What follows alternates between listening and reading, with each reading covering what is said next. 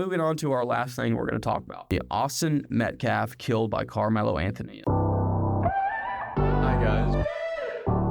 This is pretty much been Jonathon Daily.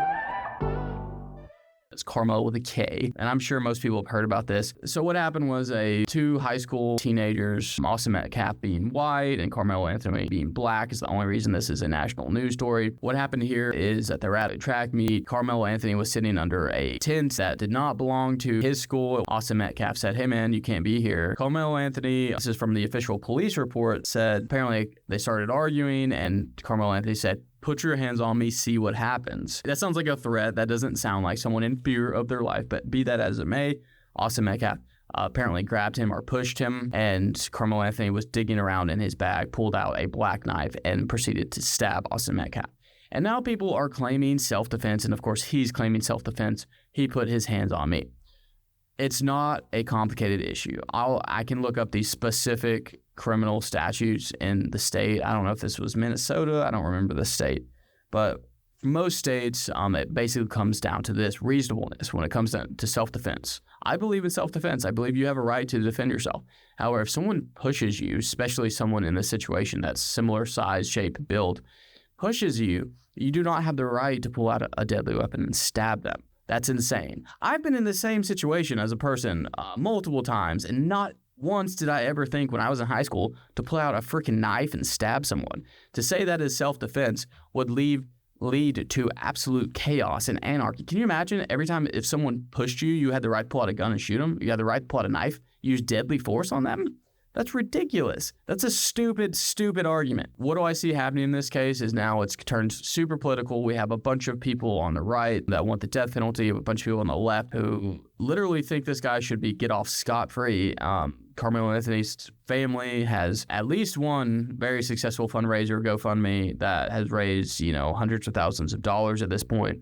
And it's sickening. People, if you want to donate, people have a right to donate their money where they want, but at least give it a couple weeks for more information to come out on this, because I'm sure a bunch of people read one headline and then donated money because, let's be honest, this invokes emotion, and I'm sure a lot of people believe Karmelo Anthony is just another, black teenager that's getting screwed by the system. No. We remember the Kyle Rittenhouse case, right, where a white teenager had an AR-15 and literally had bricks thrown in his face, had a gun pointed at him, and used it in self-defense and got off on self-defense because that's called reasonable self-defense when you have deadly force coming at you and literally a gun pointed in your face. If you use the gun at that point, you're justified. In this case, someone pushes you and if Kyle Rittenhouse had just been pushed and then he decided to shoot in retaliation, in the Kyle Rittenhouse case, it was a case in which I don't remember the exact scenario, but I know it was violent political situation in which I think it was Antifa. It was a dangerous situation. It wasn't a high school,